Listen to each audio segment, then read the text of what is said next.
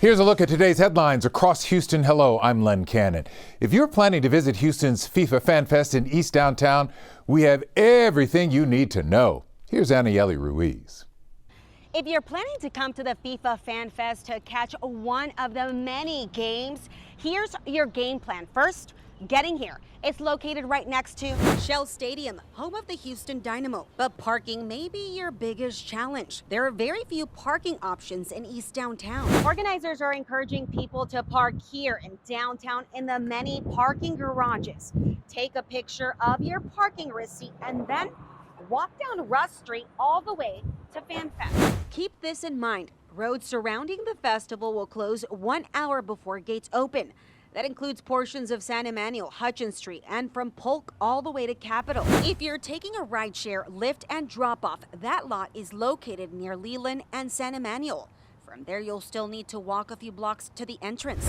Now let's talk about what you can bring inside. An empty, reusable water bottle. They'll have refill stations inside. Leave the blankets and chairs at home. Sports balls, tripods, and professional camera equipment are also prohibited. And outside food will not be allowed inside the festival. Small bags and purses are allowed, but they must be under 12 inches and will be screened by security. Flags are welcome, but they cannot be attached to poles. Parents can bring diaper bags and strollers.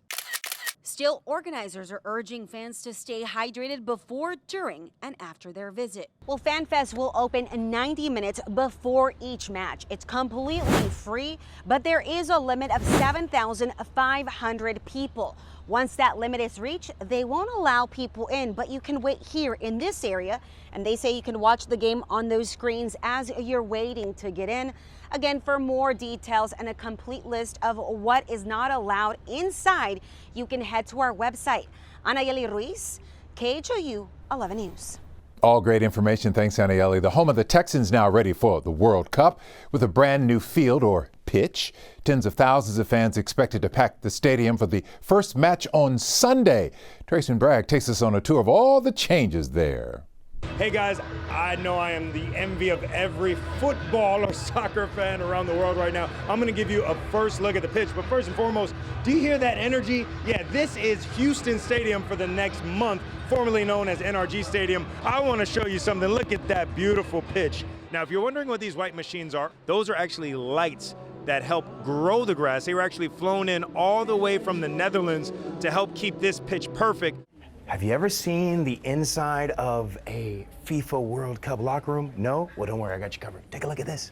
This is Curaçao's locker room. Now, the important part about this is going to be the first time that the country of Curaçao has qualified for the FIFA World Cup. Now, they're going to be going against some giants called Germany coming up this weekend, but this is going to be the first time that their team has ever, and any of their players have ever sat down on not just any chair, a chair owned by FIFA, a FIFA World Cup chair, a FIFA World Cup locker room. And if you think that doesn't mean something, talk to those players, because this is a once in a lifetime opportunity, something that they will remember for the rest of their lives. And this is where they will be warming up, putting on the cleats to go on the pitch. Hey guys, I'm now on the third floor. I have another look to show you. We're going to sneak peek at some of the food that will be offered here at Houston Stadium during the World Cup matches. First things first, we have jerk chicken nachos. All right, if this doesn't look like nachos, it's because I cannot eat chips right now. So yeah, I'm not showing you the chips, but this is the jerk chicken nachos other than the chips. Can't wait to try it. Got a little cheese and vegetables here for the healthier side. And the star of the show, the tomahawk steak, which would have duck fat fries. I promised you that earlier, but again, I'm not eating French fries right now, so sorry. I couldn't get it on my plate, but trust me, it's here. This is just a sample of some of the items they will be offering here at Houston World Cup matches right here in our city. Trayson on a diet, doing a food story? Come on, Trayson. At the first match in Houston, a dozen young soccer players from Sugar Land will get to experience a whole lot more than watching from the stands. They've been selected for a special role during matches at Houston Stadium, taking part in the opening ceremonies as flag bearers. Michelle Joy introduces us to the players counting down to their big moment. Dribbling, passing, and all smiles. For these young athletes with Sugar Land's Imperial Soccer Club, soccer is already a big part of their lives. Now it's about to put them on one of the biggest stages in sports. With the World Cup bringing that global energy here to Houston, and then our girls get to walk onto the field, and our boys, and they get to be on live television. I mean, that's amazing. 12 players have been selected to serve as flag bearers during the FIFA World Cup matches in Houston. 6 girls this Sunday and 6 boys later this month. It's a once-in-a-lifetime opportunity, one Nicolas Carval, better known as Coach Nico, says left him speechless. How excited were you when you guys were selected? I mean, we couldn't even put it in words. The club gathered Wednesday at Constellation Field, where they'll return next week for a soccer clinic featuring professional players.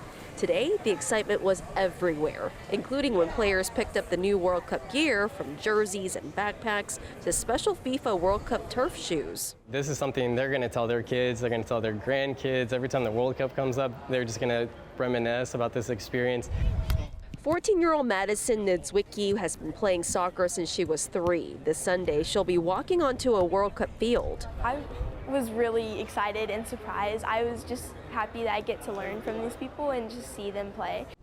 And now that it's almost here, the reality is starting to sink in. Do you realize the world is going to be looking at you guys? Yes, ma'am. I'm a little nervous, but it's okay. For 13-year-old Anika J, the news was almost too good to believe. I was happy. I thought it was like an amazing opportunity, and I didn't think it was real. As for soccer skills, these players have plenty. And Anik wasn't about to be outdone. Yeah. Of course, I couldn't leave without giving it a try. All right, do y'all think I can do this? Yeah. Yeah? With some encouragement from the team and a little help from Coach Nico, I gave it my best shot. A little air. How'd I do, Craig? Not quite ready for the World Cup, but these young players are. In Sugar Land, Michelle Choi, KHOU 11 News. We call those soccer baby steps for our Michelle Choi. Thank you. A wrap there is of your Houston headlines. I'm Len Cannon.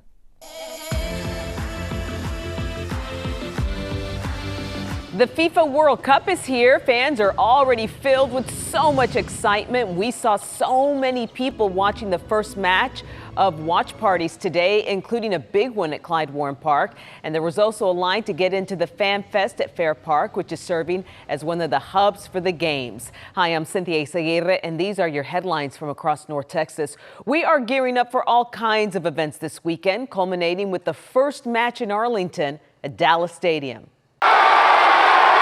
The FIFA World Cup is finally here, and at the Fan Fest in Fair Park, nothing could contain this excitement. People all over the world coming to Texas for the first time.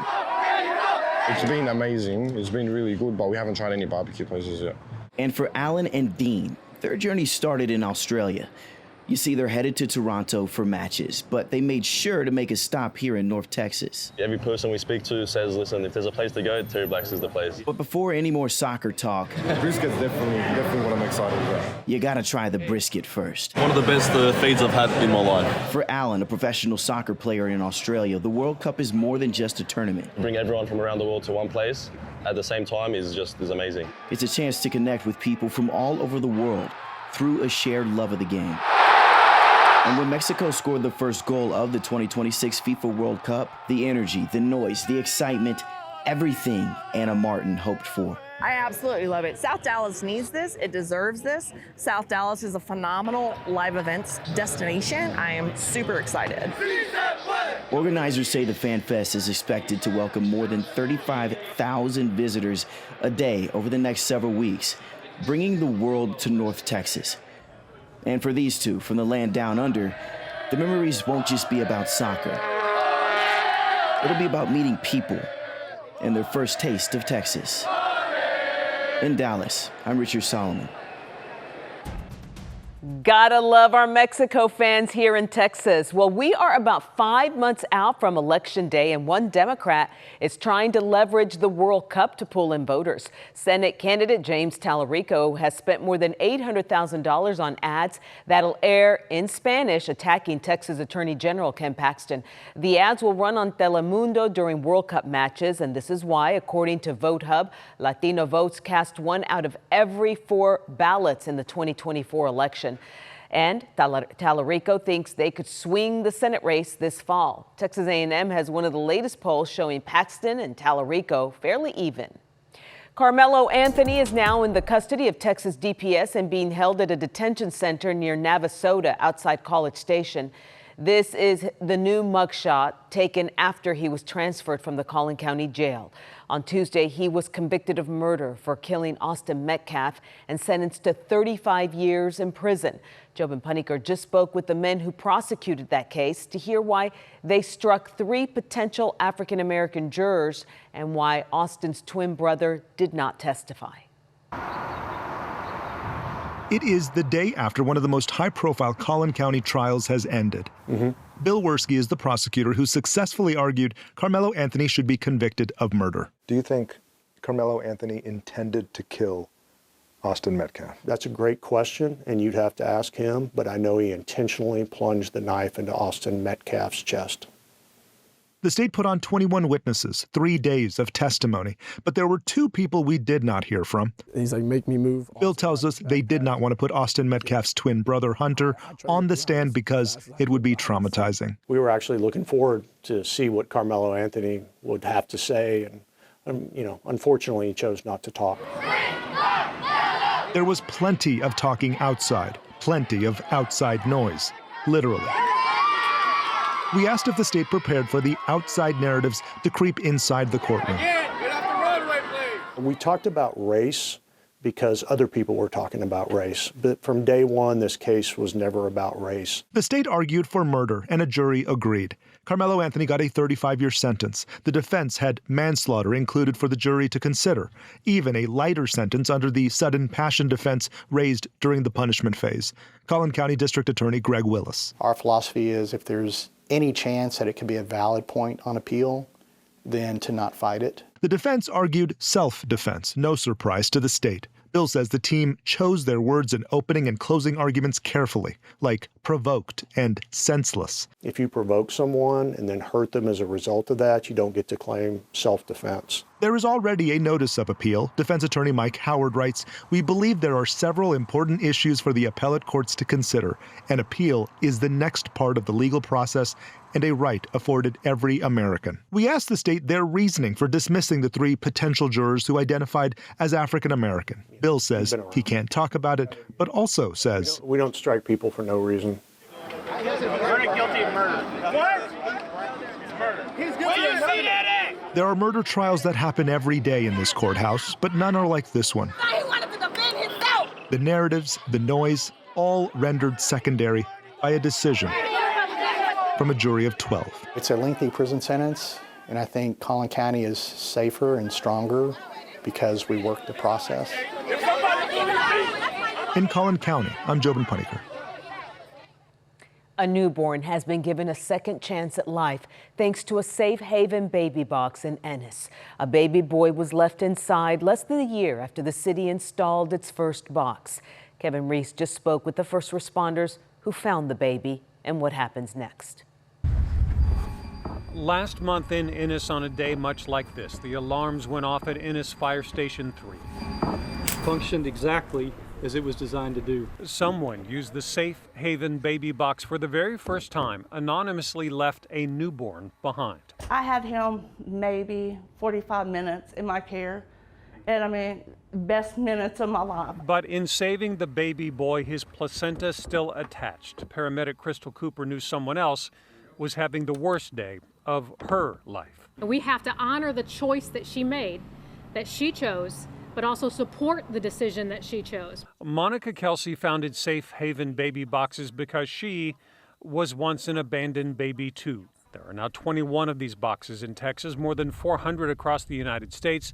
Nearly 300 babies surrendered safely in the last 9 years. Texas was the #1 state in America for 5 years for infant abandonment, where babies were being found in dumpsters and trash cans. Numbers, she says, are decreasing with options like this for moms in crisis. Moms who are also offered information specifically for them in that baby box, resources if they would like to reach out for help. I want to talk directly to this parent who may be watching today. Thank you. We don't know your story, we don't know your circumstances, but we do know your pain. And we know that this was not an easy decision for you.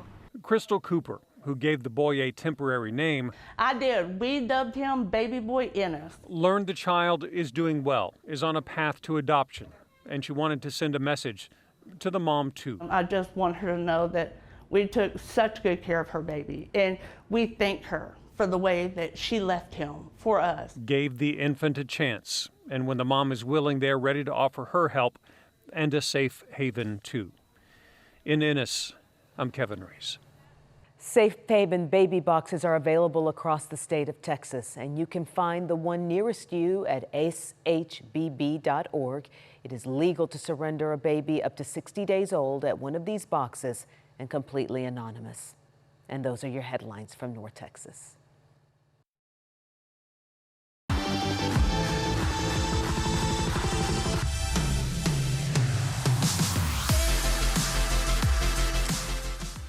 Hello, everybody. Happy Friday. I'm Chief Meteorologist Hunter Williams here at KVUE in Austin, Texas. Want to get you updated on the forecast across the state as we go through the weekend and into next week. And early next week, by the way, we do have some changes on the way. Some rain potential increasing for many parts of Texas, and it'll even cool down a little bit. We'll be hoping for a cool down based on this forecast. So look at the numbers for Austin, for example. Mid-90s are going to continue Friday, Saturday, and Sunday. DFW area also really toasty. But you can see places like Amarillo and Lubbock where that cool front, which is eventually going to work down into more southern sections of the state early next week, will start to drop temperatures there going from 90s to 70s. Not bad. Houston, low 90s through Saturday and Sunday. Same thing for Corpus and Brownsville as well. So rain potential as we go through the rest of Friday. A few little areas of hit or miss, isolated showers and storms will be a possibility. A bigger complex of storms could move through parts of the Panhandle overnight. And then here's Saturday morning. Things are again pretty quiet. And then Saturday, here's the afternoon. Things are pretty quiet. We're still waiting on some tropical moisture to move in from the Gulf. So major rain chances or higher rain chances are mainly confined still to the Texas Panhandle. Now, as we go into Sunday, this is when things start to change. A little tropical moisture getting closer to us, and we'll talk more about that in a moment. And it's coming up to meet a cold front, which will be moving through the Panhandle and eventually North Texas by late Sunday. In this zone where the moisture and cold front come together is increasingly where we're going to have rain chances ramping up heading Sunday night into Monday and even Tuesday.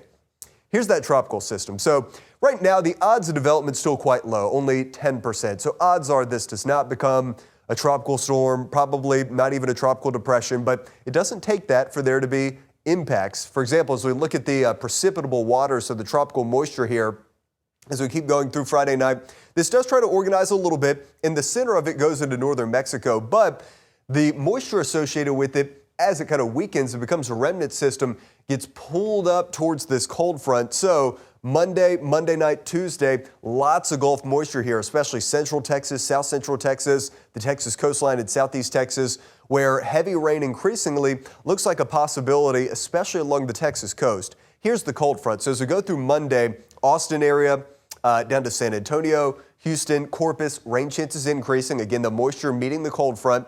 That continues overnight and into Tuesday, and then Tuesday into maybe even Wednesday, especially here from Corpus up the coastline to Houston, there's going to be the risk for some locally heavy rain and some flooding as that front is slowly making its way southward. So here are the updated 7-day rainfall totals off the European model, and you can see it is highlighting the upper Texas coast with an area of 2 to 4 inches of rain that will be a possibility. So I just want to keep a close eye on the flood threat there, especially if you live in southeast Texas, Houston, Beaumont area. We'll keep you updated over the next couple of days. Here's the 3-day forecast, and again, we're still mainly focused on the heat. DFW area, primarily dry as we head into the weekend, but still pretty hot. A little bit of a break as we get into Sunday. Austin area, Waco, Fredericksburg, we're looking at low to mid-90s through the weekend. Likewise, Houston, Beaumont, Tyler, still primarily dry into the weekend, but we're looking at higher rain chances coming in for the beginning of next week for much of the state on Monday and Tuesday.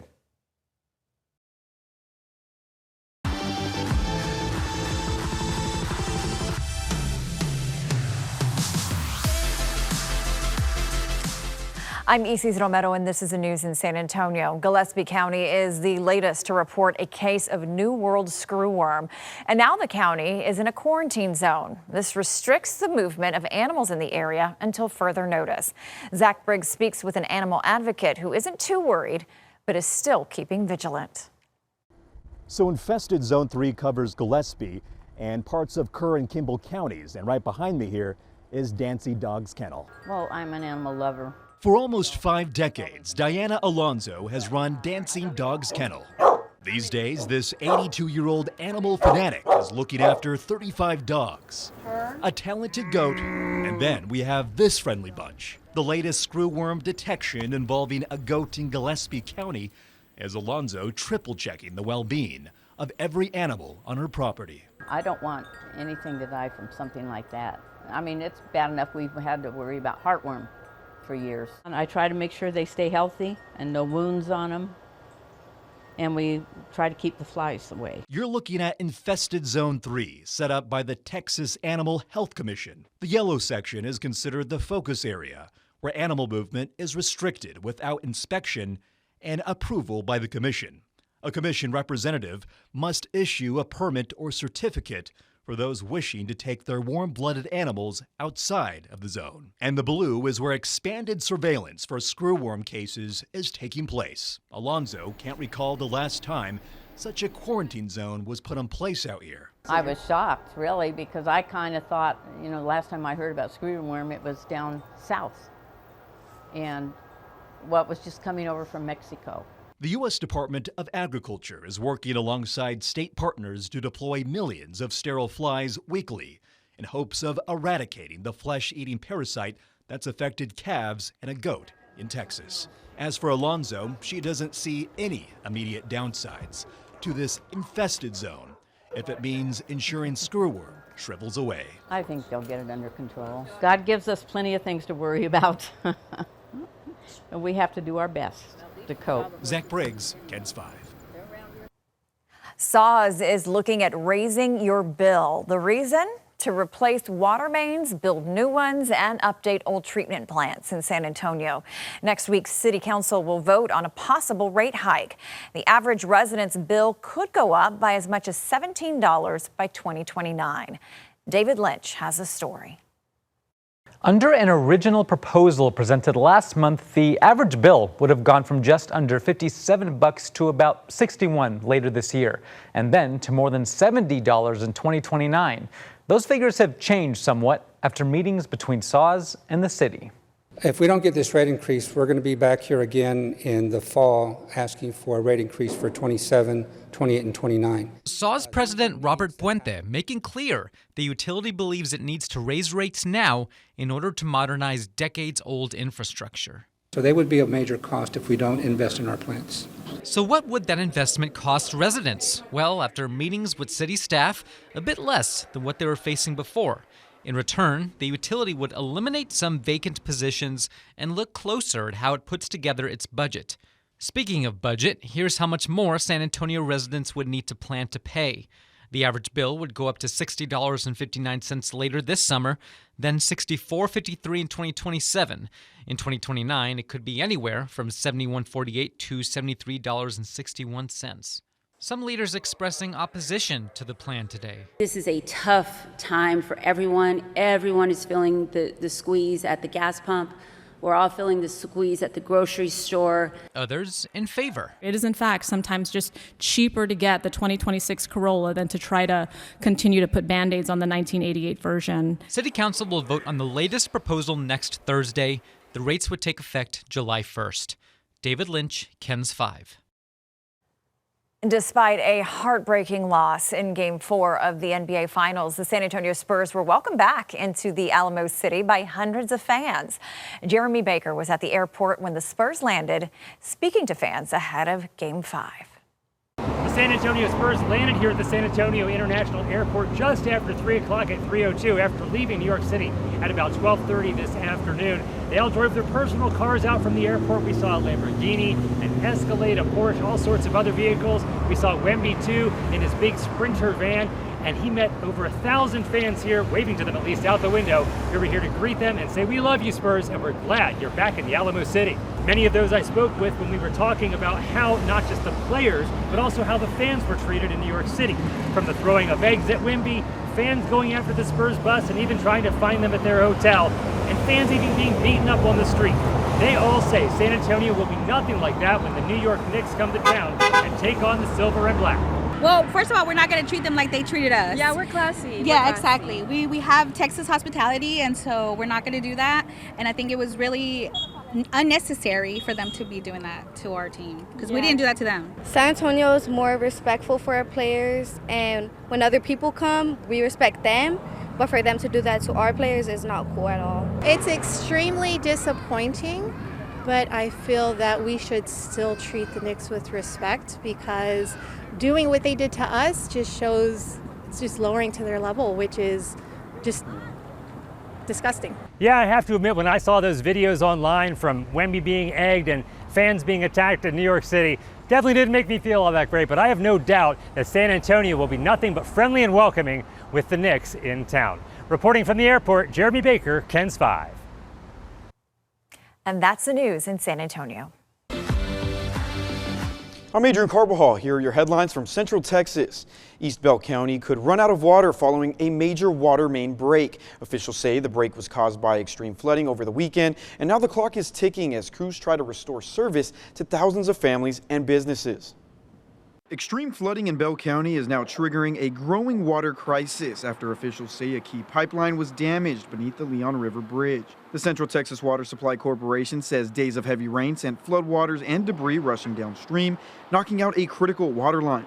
When they got that 7 inches of rain in Little River, I guess it was Friday into Saturday morning, a big giant tree fell and was rolling down the river. And what it did is pick up the cement cap off the pipe and damaged the pipe. That damaged pipeline supplies water to multiple communities, including Rosebud, Rogers, Buckholz, and parts of East Bell County. Officials warn some systems could face water shortages if customers don't immediately cut back on water use. You know, typically they use about 2 million gallons a day. But all I have to feed them now is a well that's east of Little River, and it produces about 1 million gallons a day. So we're at about half capacity. For local businesses, the possibility of prolonged conservation measures is raising concerns. I would say with a busy day, we need to change the water or the sink maybe 4 or 5 times a day. So it's gotta be something like we need to keep running and running and running. So I need to see what I have to do something about it.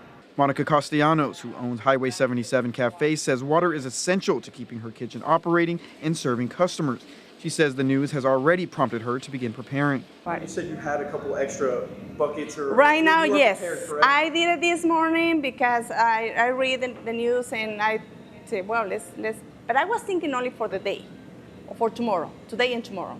But it's something like we need to have an extra, more than an extra water. Officials estimate permanent repairs could take about 2 weeks, and until then, conservation is critical to keep water flowing across the region. Crews are preparing for a temporary bypass line along FM 436 while contractors get ready to install a new pipeline beneath the river. 6 News will keep tracking this issue and bring you updates as we receive them. In other news, a Central Texas mother is turning her grief into action. About a year ago, 6 News introduced you to Hannah Ochoa after her 3-year-old son drowned at a family member's pool. Now she's hoping to protect other children by taking a new petition to the state capitol. 6 News reporter Juliana Jackson shows us how Ochoa is working to change Texas law. Keaton, say hi. Hi! Last July, Hannah Ochoa's world changed forever. Her son Keaton drowned after unlocking a door and making his way to a backyard pool at a family member's home. Now she's determined to make sure his story leads to change. Over 1,000 signatures so far. The state representative Hillary Hicklin told me that in January 2027 that they would review the bill. So until then, I'm just trying to get as many signatures as possible. Hannah wants Texas to require higher deadbolts on residential doors, from 36 inches to 54, similar to standards already used in some multifamily housing. I've had people tell me, that unexpectedly their kids have, walked out their door and didn't know that they were even capable of unlocking their door. State Representative Hillary Hicklin says she's been working with Hannah and that community support will be crucial. Legislation, you have to have significant support to get anything across the line. It is very hard to pass laws. Hannah says this is about turning a personal tragedy into a safety change. And that's a goal Hicklin says lawmakers take seriously. When there are tragedies like the loss of a child, we look for ways to prevent that. And in any possible way. As the petition continues to grow, Hannah says she's also learning from parents who have experienced similar scares with their own children. She hopes those stories help build support before lawmakers return to session next year. I don't want this, to be an accident for more families, because it's the most devastating thing to go through. And those are your headlines from Central Texas. I'm Mike Gillespie in Corpus Christi, and here's a look at some of what's making news in South Texas. The Corpus Christi Ethics Commission has dismissed complaints against 3 city council members. Now, the filings stemmed from allegations that the members voted on matters involving a local hotel developer who had contributed to their campaigns. Josh Maxwell has more on that decision and the reaction from those who've been cleared. That the complaints brought by Sandra Meyer against Gil Hernandez, Kaylin Paxson, and Eric Cantu are hereby denied and dismissed. The Corpus Christi Ethics Commission has officially cleared 3 city council members of allegations tied to the controversial Homewood Suites project. The decision comes after complaints were filed against the council members alleging they received campaign donations from developers connected to the project. From my perspective, it seemed a little retaliatory with regards to what's happening on council. District 5 Councilman Gil Hernandez says while he's pleased with the outcome, he understands there are still procedures that need to be followed. We have a process to deal with these things, so when complaints come up, we have an ethics commission to review them. I believe they came up with the right decision, just based on my own interpretation of the rules. District 4 Councilwoman Kaylin Paxson says with Corpus Christi under a microscope, this kind of scrutiny comes with the job when you serve in a leadership position. I wouldn't say I was super surprised. I think the climate right now, unfortunately, with politics is that, there's a lot of people with different opinions. District 3 Councilman Eric Cantu says he believes that the complaints were part of a broader effort to target council members involved in the Homewood Suites debate. They filed a Texas ethics complaint also on us, and mine got dismissed a couple days ago. So, they just, trying to find anything and everything, I guess you can say, just to cause some more trouble. All right, so the dismissal of those ethics complaints has also sparked questions about another high-profile issue at City Hall. Why were those allegations reviewed by the Ethics Commission while the petition seeking Mayor Paulette Guajardo's removal is being handled by City Council? Natalia Osuna looks at how the 2 cases are following very different paths. In Corpus Christi, a tense political climate surrounds City Hall, with ongoing efforts to remove the mayor and ethics complaints filed against City Council members. It surprises me that it has come this far. One big question has emerged. When do complaints involving city officials go to the Ethics Commission, and when do they go to council? Any individual person can fill out a form with a complaint for an ethics violation. A petition for removal, which is a different process, that goes directly to council, not to the Ethics Commission. Councilman Gil Hernandez says these are simply 2 separate tracks, and Councilman Eric Cantu says he preferred for City Council to oversee the process. I don't have confidence in the city attorney to do that. The city attorney, at the end of the day, works for 9 members of this council. So, you have the city manager, you have the city attorney, and the city secretary, and the auditor. They all work for council.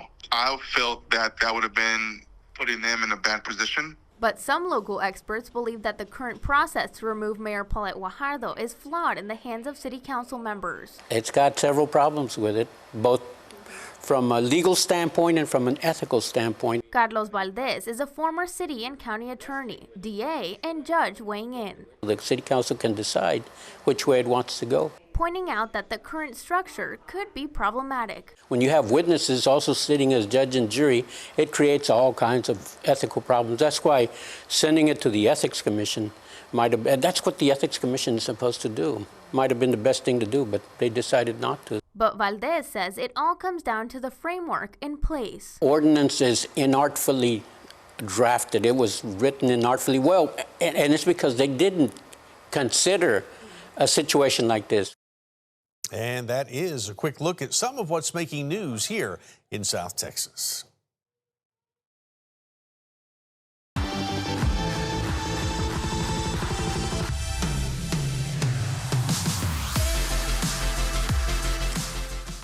I'm Quita Culpepper in Austin. State and federal officials are working to stop the spread of the New World screwworm in Texas, including in Gillespie County. They confirmed that case in a goat in that area on Monday, and now there's an infection zone border in place, meaning no warm-blooded animals can move into or out of that area without state authorization. Reporter Jessica Cha was in Gillespie County to tell us more about how they're handling the spread. As Texas starts seeing cases of the New World screwworm, one of them is in Gillespie County, found in a goat, according to the county's emergency management officials. So those state and federal agencies started working on plans as soon as they were notified that we had a positive case. They've been working over the past couple of days of getting everything set up in the area. The USDA and the Texas Animal Health Commission are the ones leading the charge and watching out for the screwworm. Staff with those state agencies have been setting up checkpoints just like this one to ensure that they're monitoring what animals are moving in and out of the infected zone. Because there is no animal movement that should be happening out of the zone unless it is inspected and treated, and a movement certificate is issued by the Texas. Erin Robinson with TAHC says these checkpoints are just one step in controlling the spread of the screwworm. She says first, they go to the source of the case and inspect the rest of the herd. When we identified that there were no additional infestations, that animal was treated, and we start that process with a case manager on that facility. Then the sterile fly aspect starts happening. Robinson says crews are releasing sterile screwworm flies in the area. Sterile flies mate with infected ones, which prevents them from laying more eggs. Now, while they treat this case, they say they're asking ranchers and wildlife producers to keep an eye on their animals. If your animals have wounds, that is what the New World screwworm fly is looking for. So if you have animals with wounds, treat those wounds, cover those wounds. Don't allow there to be a site for the New World screwworm to lay their eggs. They also recommend people have good relationships with local veterinarians, and if you see anything suspicious, call and report it to TAHC's hotline or to Texas Parks and Wildlife. In Gillespie County, Jessica Cha, KB News. State officials say the screwworm poses a serious threat to livestock, wildlife, and pets. KVU's Brianna Perez spoke with a Bastrop County rancher who's taking precautions to protect his cattle and his livelihood. For Texas ranchers, keeping cattle healthy is a daily job. Now they're on high alert as a dangerous pest begins to spread in Texas. Everybody's antenna is much higher right now about the situation at hand. At Kenny Landgraf's ranch in Red Rock, southeast of Austin, it's top of mind. It's not just something to be aware of, but now it's the situation. What do you actually do? The screwworm case closest to the Austin area is in Gillespie County. Wednesday, emergency management officials there said the Texas Animal Health Commission has established an infested zone in the area where a goat with the screwworm was found. That means warm-blooded animals in the zone can't be moved without state authorization. Landgraf says awareness is growing, and so are the questions. It does bring concerns. I mean, you want to know what the impact is going to be. First off is the actual health of your animals, but then it gets into also when you're transporting, can we transport? He says he has been ramping up prevention measures, including pouring ivermectin over the cattle, injecting Dectomax. It kills screwworms, controls ticks, and using insecticide spray whenever there's an open wound. And we'll get the front and the back. All right. Beef is a big part of our food supply, and so you're impacting the food supply in terms of that it does have the ability to kill an animal. I think the other big one is hunting and the wildlife. Wednesday, Agriculture Secretary Brooke Rollins testified before the Senate Agriculture Committee, saying America is ready to fight this pest. We've established the 20-kilometer movement zone, expedited targeted release of sterile flies in the affected area. We've increased the trapping for flies along the border and ramping up surveillance. The USDA's sterile fly production facility in South Texas is expected to produce 100 million sterile flies per per week by next year. In the meantime, Landgraf says it comes down to knowing your cattle, watching for unusual behavior, and staying educated. It's a time for, to become better carers of our cattle and hopefully our livestock too. In Bastrop County, Brianna Perez, KVUE News. We're learning more about a man who died after being tased by officers during an arrest in North Austin. It happened Saturday outside a home on Grover Avenue. 7 officers have been placed on leave while the case is being investigated. Now, a warning before we show you this video, some viewers may find it disturbing. Here's Jose Alonso. Put your hands on the small of your back. Do it now. Body cam video from Austin police officers shows when they encountered 32-year-old Josh Ryan Trumbull, a man who died while under police custody on Saturday. Let go of your hands. Let go of your hands. Around 5:40 p.m., APD began receiving calls around Woodrow and Grover Avenue in the Crestview neighborhood. I just sat down to eat, and I looked at my phone, and it said 4 minutes ago there was a ring notification that something happened 4 minutes ago, and I watched it, and it was the guy busting down the door. Austin police released this ring camera video showing what they say is Trumbull breaking through that caller's door. Another caller described a man similar to Trumbull and says he broke a car window and walked into the street. He's standing in the middle of the street, flagging down cars, and nobody's stopping. Do not move from that position. Do you understand? Austin Police Chief Lisa Davis says body cam footage shows Trumbull was complying with officers when he was approached and given orders. This was an aggressive person who had cuts and blood all over him. The officers at that scene felt to get him into custody was of paramount, importance. But soon after, Chief Davis says Trumbull pushed up against the officers when they were trying to handcuff him. Officer Justin Wright then deployed his taser. Emergency medical services personnel continued attempts to save his life for 38 minutes.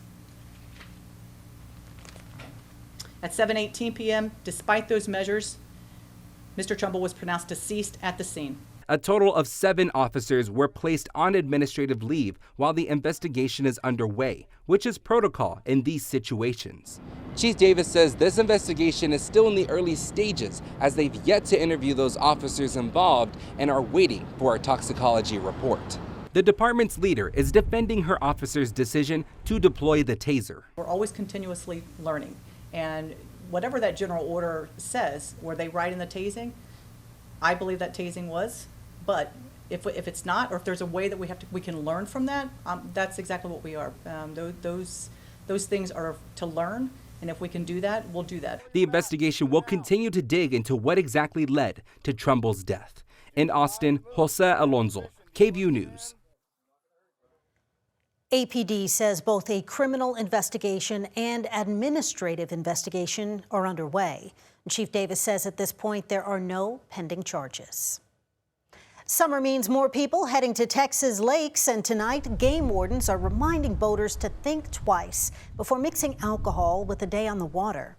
During a news conference Thursday, officials said 40% of all boating accidents in Texas happen in June and July, and alcohol is a factor in 1 out of every 10 boating deaths. And for minors, the rules are strict. Officials say any detectable amount of alcohol on a boat can lead to a citation and an automatic driver's license suspension. It's about preventing the knock on the door that no parent should ever receive. And it's about sending a clear message that in Texas, the safety of our youth is not negotiable.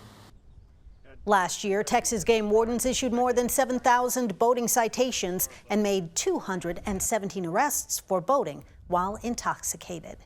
And that's all from us here in Austin. Hope you have a great day.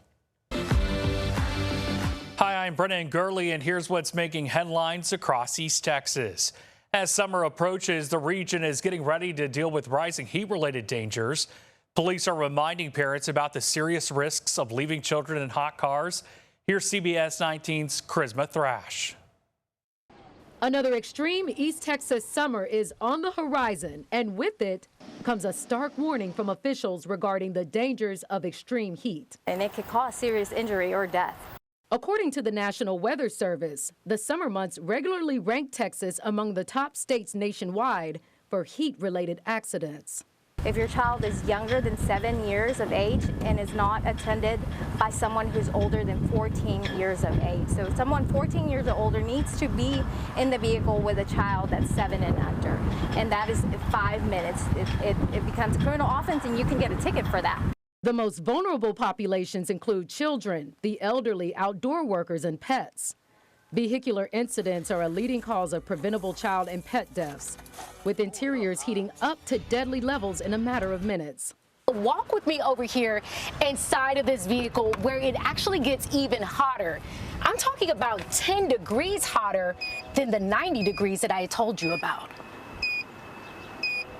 If you or someone with you show severe signs of heat exhaustion, such as a high body temperature, call 911 immediately and actively begin cooling the person with cold water and a fan.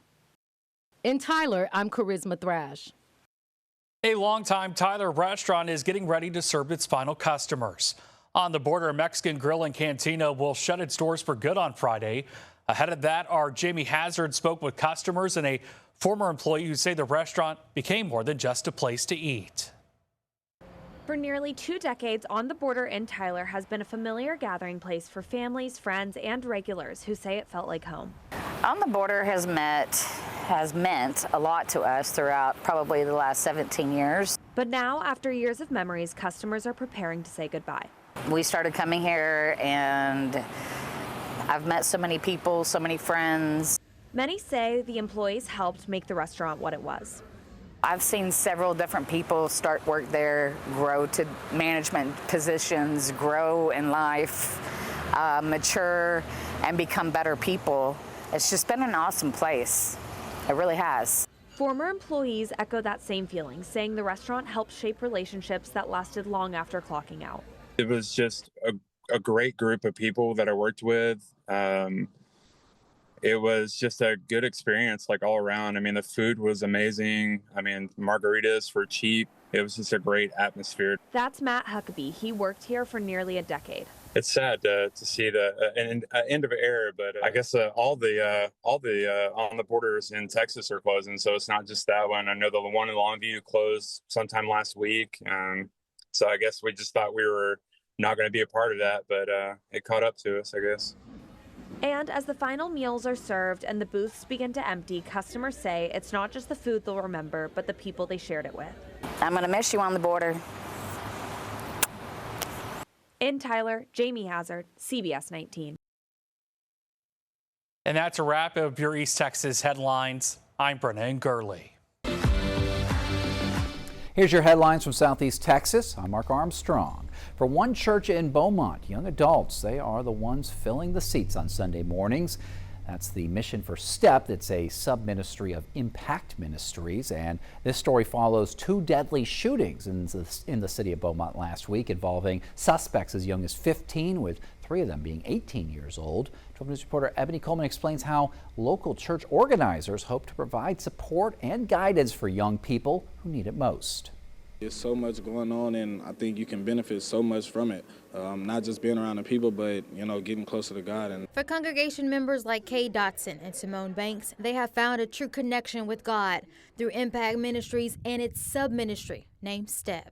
So I grew up in the church, but it was nothing like this, and that's why I got baptized here. This has brought a different energy. The acronym stands for Striving Towards Eternal Purpose, and it's geared towards young adults, ages 17 to 35. There's going to be an opportunity for you to get to know our Creator Jesus Christ and know our follower, but we're also going to give you the resources and the people that are going to walk with you in that walk to realize that you're not alone. Minister Paul Anderson and board member Cecil Banks says a sense of community is especially important after a continuation of deadly youth crimes. Everybody's just searching and striving towards just what is our place in this world, just seeking acceptance.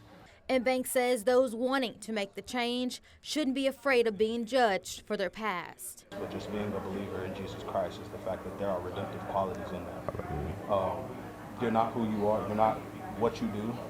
You are not your past. For Dotson and Banks, they are also helping spread the word. Everybody may not have the father figure or the mother figure, but being around people that maybe have it or maybe have reached God, we all have God. I've had multiple friends come with me and just inviting my friends to Bible study and step events and just stuff like that. That was Ebony Coleman reporting. The church is going to be having a community event on June 23rd from 5:30 to 7:30, and they say you don't have to be a member to attend. Well, a flesh-eating parasite that once cost the U.S. billions of dollars to eradicate is back in Texas. So far, there have been 5 confirmed cases, with 3 calves and a goat in Texas and a dog in New Mexico being affected. Local ranchers and veterinarians say it may only be a matter of time before it arrives here in Southeast Texas. 12 News reporter Spencer Plato explains why they are already preparing for that possibility.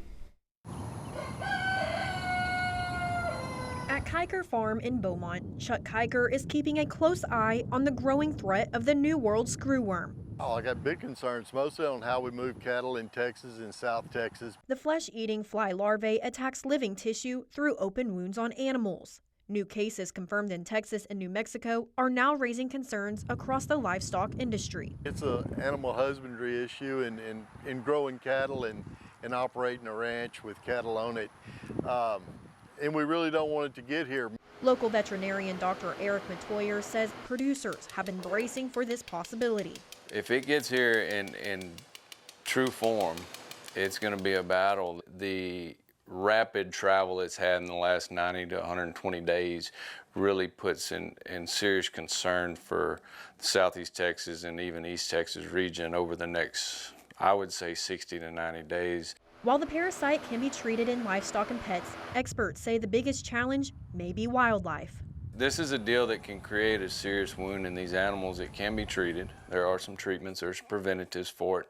But in the wild population, there's nothing we can do with that. That's why experts are urging people to keep a close watch on their animals and take steps now to reduce fly populations. We've always had flies, and that's what people don't realize. The screwworm fly looks like a regular fly. It can go in a car. I carry flies around with me all the time in my truck. But I mean, they can be transported. I think we're going to see them here. Despite the concern, Kiker says people shouldn't panic. He believes the industry has the tools to fight back. I think we'll get rid of it just because the U.S. has the industry and the technology and the wherewithal to do it. But it's going to take a little bit, and it's going to be a pain in the rear for cattle producers. And that was Spencer Plato reporting. For now, there are no confirmed screwworm cases in Southeast Texas, but with the parasite continuing to move north, ranchers and veterinarians say preparation and early detection will be key. And those were the headlines from Southeast Texas.